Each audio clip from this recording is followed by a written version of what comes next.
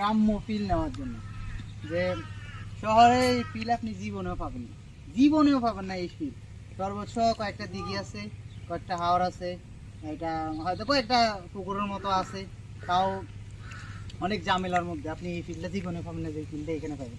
এখন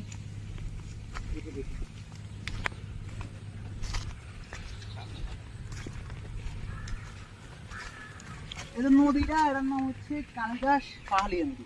এই নদীটার নাম হচ্ছে কালিদাস পাহাড়িয়া নদী। এই নদীটা অনেক ছোট ছিল অবশ্যই। এই যে অন্তত এই জায়গাটা, যে জায়গাতে দেখতেছেন পুরাটা নদী বিলীন হয়ে গেছে, নদী গর্ভে বিলীন হয়ে গেছে।